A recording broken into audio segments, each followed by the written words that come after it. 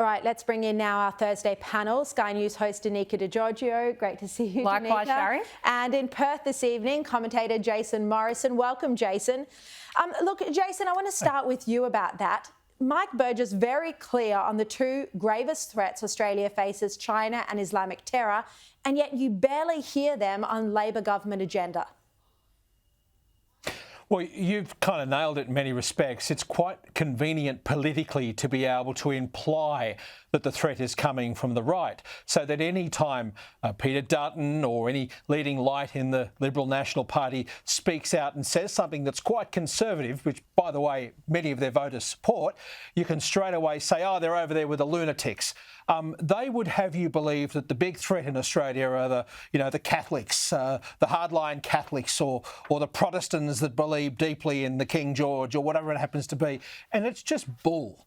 And the issue, and it's often tied, and it's tied back to 2019 when we had that atrocity that happened in New Zealand with that guy and his connections and his allegiances and whatever else, and so that has become a convenient, if you want, position to be able to say, that's the real threat. Look how horrific that was in a nation just like ours.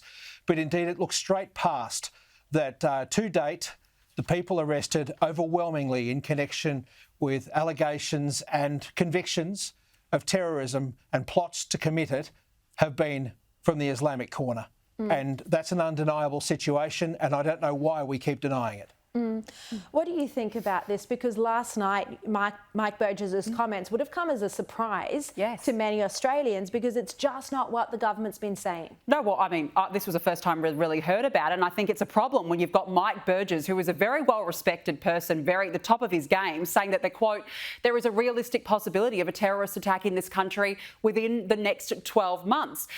Possibility is the key word here, but they do a very good job. And if the heads of the national security agencies, as you've just reported, Sharri, have had less influence in the Albanese government than in previous governments, well, the question needs to be asked, why? And why is Penny Wong being given so much power on this issue? What credentials does she have to be able to have a say on this compared to somebody like Mike Burgess? I worry, though, about the people we are letting in this country and the vetting system that we've got going on. We know that 2,000 visas, for example, were granted to people in Gaza, and it took 1 hour, Sharri, as we know, to vet these people. And you reported last week that you had a whole list, and some of them hadn't been vetted correctly.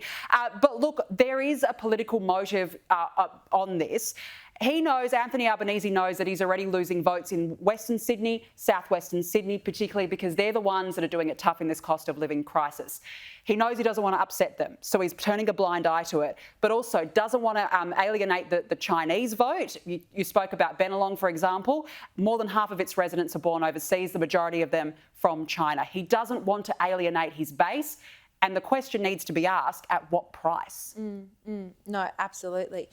Now, we're going to come back to this story a bit later. I've got Peter Jennings on the show, and he has a lot to say about what's going on behind the scenes here. So stay tuned for that. But let's turn now to Dunkley. There's a by-election, as we know, just 2 days' time on Saturday. Now, former Foreign Minister Alexander Downer, along with Jewish leaders, are saying that Labor shouldn't be preferencing the Greens in Dunkley because they're now an openly anti-Semitic party. As we've reported, one anti-Semitic Greens politician, Jenny Leong, claimed that Jews have their tentacles everywhere.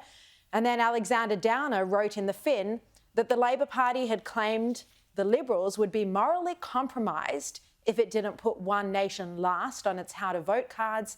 He says, let's apply the same standard to the Greens. Labor will be deeply morally compromised unless it puts the Greens last on its how to vote cards. Jason, Alexander Downer has a very good point here. Yeah, he does. Although, out of interest, just prior to coming on, I thought I'd have a look at the Greens how to vote card. The nutcase from the Greens has put the Liberal Party 1 ahead of Labor, so the Liberals are 6 or 7 and Labor's 6. So, it's a technicality really in how to vote cards. I actually quite enjoy the fact that we are really seeing the Greens for what they are at the moment. And I think it's important for a lot of people, and, there's a lot of people that sort of, linger over there thinking that, they are for the better good and whatever else, seeing that there's a whole lot of Jew haters inside the Greens party. I don't know about the candidate down there. I've spent about that much time studying what he's had to say because I know he won't get there.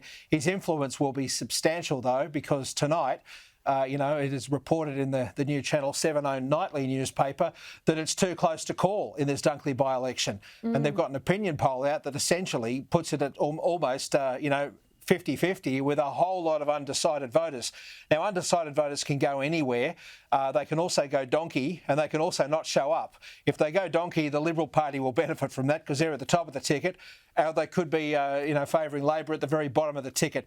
But the Greens' influence on this one will be profound and it's unavoidable, unfortunately. People who think Labor and won't vote Labor often vote Greens. It doesn't really matter what's on the card.